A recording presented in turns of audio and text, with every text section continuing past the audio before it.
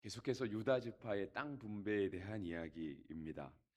오늘 본문은 유다 지파가 받은 땅에 대해서 그렇게 나와 있습니다.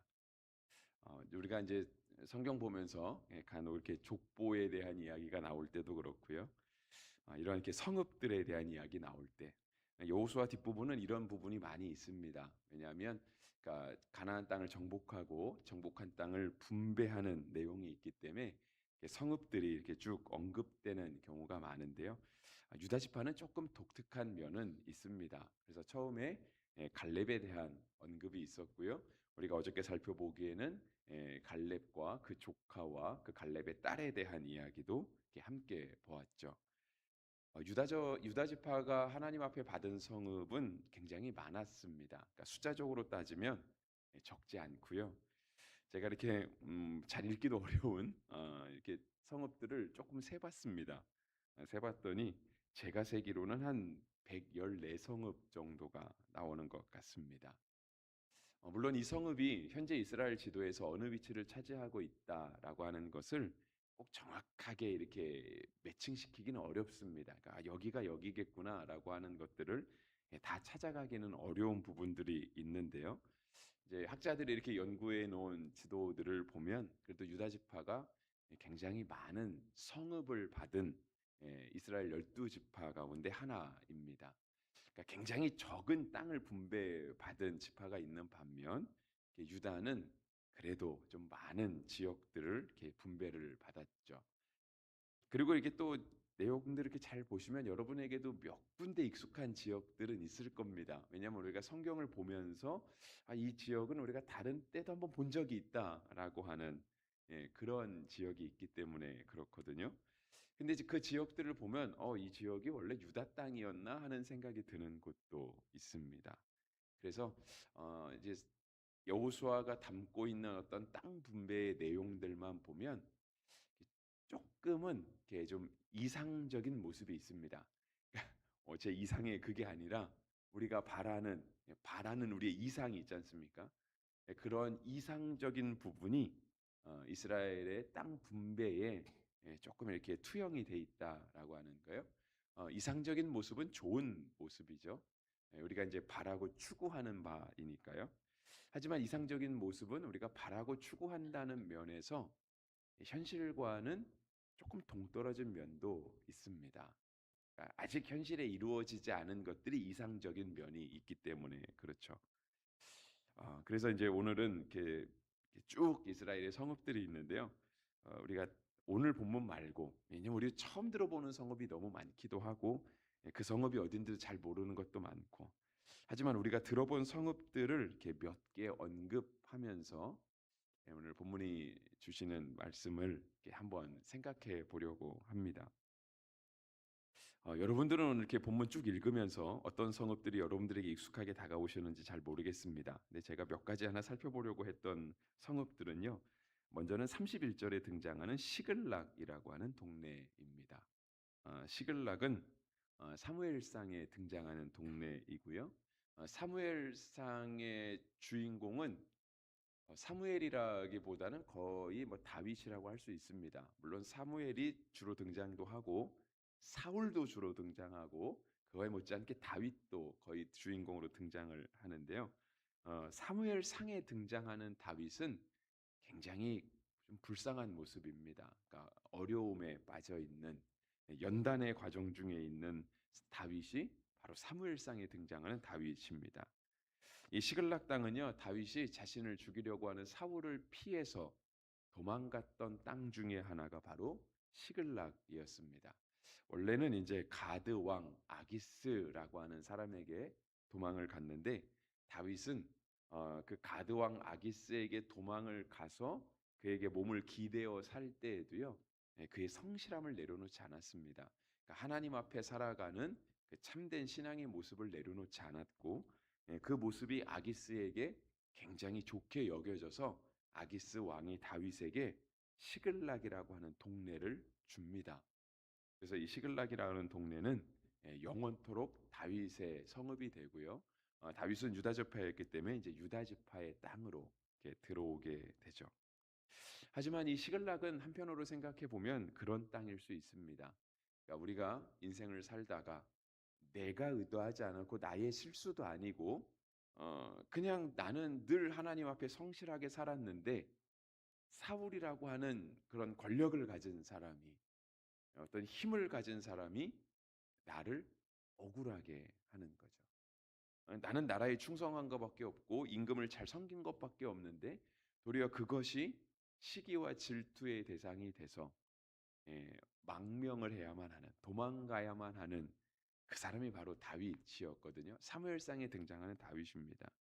그래서 시글락이라고 하는 땅은 어쩌면 다윗에게 있어서 굉장히 어떤 슬픈 땅이라고 할 수 있겠습니다. 예, 억울한 땅이라고도 할 수 있겠고요. 어떤 회한이 서린 땅 아니면 또 뭐 절치부심을 해야 하는 그러한 땅이라고도 할 수 있죠. 근데 하나님께서 그러한 땅을 다윗에게 주시고 유다 지파에게 주세요. 예, 우리 삶도 마찬가지다 하는 거죠.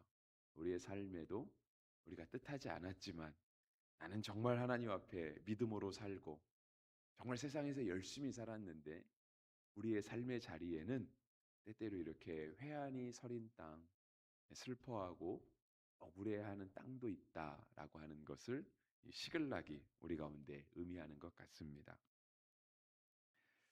또 하나 살펴보면은요. 46절에는 에그론과 아스돗이라고 하는 성읍이 등장합니다. 물론 45절부터 47절까지 에그론과 아스돗이 등장하는데요.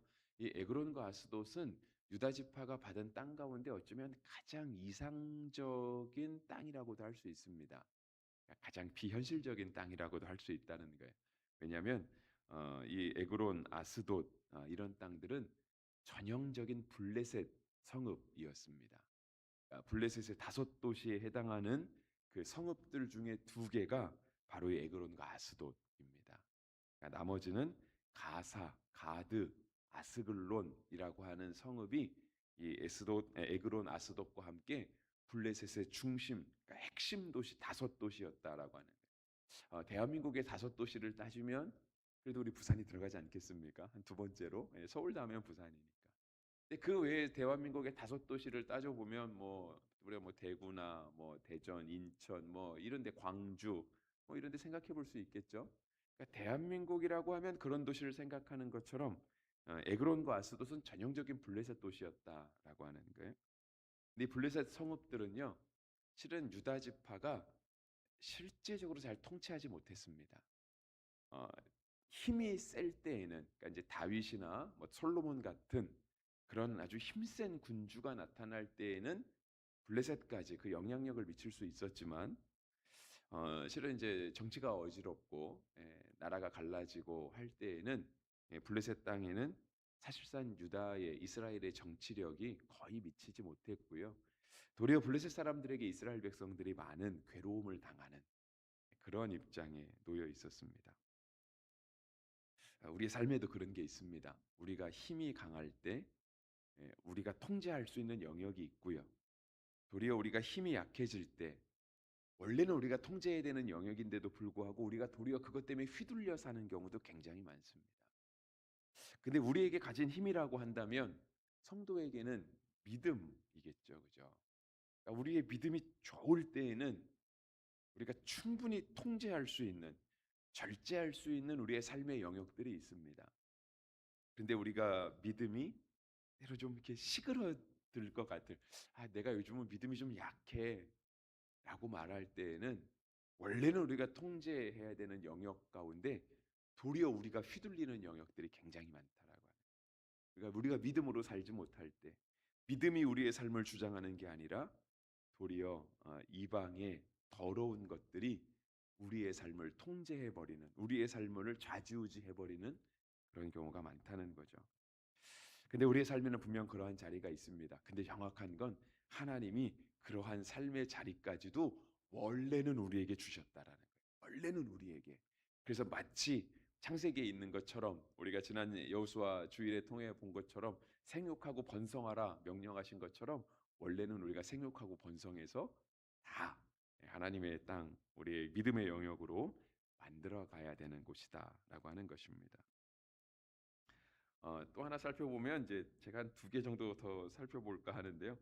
시간이 될지는 잘 모르겠습니다. 그냥 간단하게만 살펴보면 60절에 보면은요. 특별한 명칭이 하나 등장해요. 기럇 바알이라고 하는 동네가 나타납니다. 다른 곳에 보면 바알레 유다라고 하는 동네도 등장하고요. 거의 다 같은 지명을 뜻하는 것 같습니다. 기럇 여아림이라고 하는 동네를 다른 이름으로 부르는 것 같아요. 근데 분명 유다 땅이거든요. 정말 예수님이 나신 유다 지파에 속한 땅. 어떻게 유다 지파에 속한 땅 가운데 바알이라고 하는 이방 우상의 이름을 딴 성읍이 있을 수 있을까? 이것이 조금 애매합니다. 그러니까 기럇 바알은 이름으로만 해석하면 바알의 도시라고 하는 뜻입니다. 근데 바알은 이제 주인이라고 하는 뜻이니까 주인이 사는 성읍이라고 이렇게도 해석도 할 수 있겠죠. 근데 우리가 이제 외래어들은 굳이 번역하지 않아도 뜻이 통하잖아요. 그러니까 가나안 땅의 전형적인 우상이 바알이었습니다. 그러니까 바알은 가나안 땅 어느 곳에 가든지 있던 그런 가장 대표적인 우상이 바로 바알이었어요. 그의 아내는 이제 아세라라고 되어 있죠. 바알과 아세라. 그 동네 신들을 보면 다 이렇게 신들이 이렇게 막 결혼을 하기도 하고 죽기도 하고 이렇게 가족들이 있잖아요. 그러니까 바알의 이렇게 파트너 신이 아내 신이 바로 아세라였던 거죠. 유다가 살아가는 믿음의 백성이 살아가는 동네에도요. 우상의 영향을 받는 곳이 있을 수 있다라고 하는. 실제로 우리의 삶이 그렇습니다. 특히 이쪽 동양 문화권은 더 그렇죠. 제가 우리나라의 어떤 좋은 미푼 양속들을 잘못됐다라고 말하는 게 아니고요. 분명 우리 가운데 문화라는 이름으로 또 전통이라고 하는 이름으로 때때는 어떤 평등, 정의, 어, 약자를 위한 뭐 이런 것들 아주 좋은 것으로 치장해 오면서 실은 진리를 왜곡하고 성경을 대적하는 것들이 의외로 많이 있습니다. 그래서 제가 간혹 설교할 때 얘기 드린 말씀 우리 TV를 보면 TV 안에서 이렇게 무당들이 나와서 굿하는 것들은 다 내보냅니다. 우리의 전통과 문화라는 이름으로. 하지만 일반적인 공중파 방송에서 교회 가서 예배드리는 장면들은 송출하지 않습니다. 그거는 종교적인 편향성을 지니면 안 된다는 이유로 내보내지 않거든요. 근데 우리가 가지고 있었던 어떤 전통 문화들, 어떤 불교의 영향들 그런 것들은 아무런 영향 없이 아무런 걸름 장치 없이 그냥 공중파를 타고 방송에다 흘러나옵니다.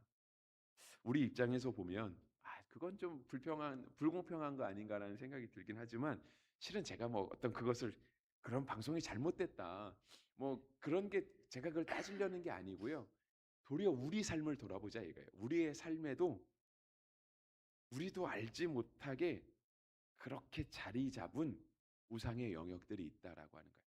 마치 전통적인 가나안 땅에 바알의 도시가 있는 것처럼 전통적인 문화 속에 살아왔던 우리의 신앙의 모습 가운데, 신앙의 색채 가운데 그러한 어떤 토속 신앙, 어떤 민속 신앙 같은 영역들이 자리 잡고 있다라고 하는 거예요.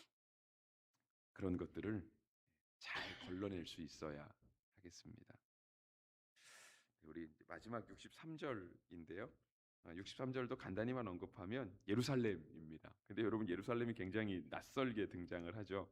거기 보면 그랬어요. 예루살렘 주민 여부스 족속을 이스라엘 자손이 쫓아내지 못하였으므로 여부스 족속이 오늘까지 유다 자손과 함께 예루살렘에 거주하니라.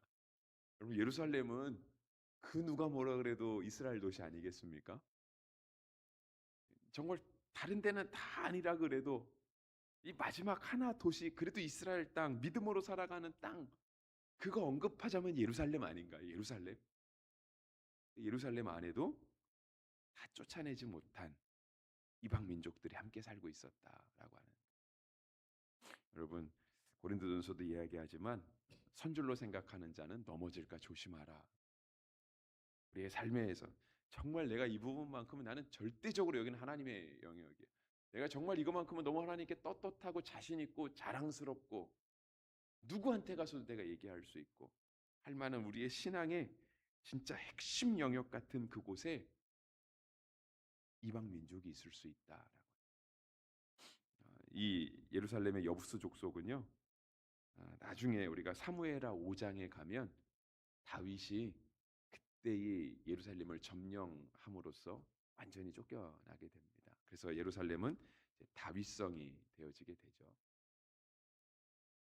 우리가 예루살렘이 있다라고, 예루살렘의 여부수 족속이 함께 살고 있었다라고 하는 걸 보면서 정말 우리의 신앙을 늘 하나님 앞에 깨어서 점검할 수 있는 우리 모든 믿음의 백성들 되기를 바랍니다. 정말 어쩌면 등잔 밑이 어둡고요. 어쩌면 은혜가 더한 것에 죄가 더하는 어떤 바울의 말처럼 우리 예배하는 이 자리에 어쩌면 더 죄된 삶의 모습들이 나타나기도 하고, 정말 우리가 너무 안심하고 있던 그곳에, 너무 당연하다 생각하는 그곳에 우리가 미처 깨닫지 못한 은혜도 있고요, 죄악도 있고 그렇다라고 하는 것입니다. 결론을 내리기는 한 가지 제가 더 온 거, 33절에 보시면은요, 평지에는이라고 하는 말이 나옵니다. 평지에 있던 성읍들이 요렇게 있었다라고 되어 있고요. 48절에는요, 산지에는 또 이러이러한 성읍들이 있었다라고 되어 있어요. 여러분, 유다 지파든 어떤 지파든 어떤 인생이든 평지만 있지는 않습니다. 하나님이 우리에게 허락하신 땅이요, 꼭 평지만은 있지 않다는 거예요. 산지도 있습니다. 산지만 있겠습니까? 계곡도 있고요. 살아가기 힘든 광야도 있고요. 이스라엘이 접한 곳은요, 바로 밑으로 내려가면 사람이 살기 어려운 광야를 접하고 있어요. 하나님께서 그 모든 땅을, 산지던 평지던 광야던, 하나님께서 다 우리의 삶에 허락하셨다라고 하는 거예요. 그렇다라고 한다면 오늘 혹시 광야를 걸어가시는 분도 하나님께 감사하며 살아갈 수 있게 되기를 바라고요. 험한 산으로 올라가는 분이 있다 할지라도 주님과 함께 올라갈 수 있는 은혜가 있게 되기를 바랍니다. 하나님이 우리에게 산지도 주시고 평지도 주시고 광야도 주시고 때로는 깊은 수렁도 주시지만 그 모든 장소에 하나님은 늘 우리와 함께 주십니다.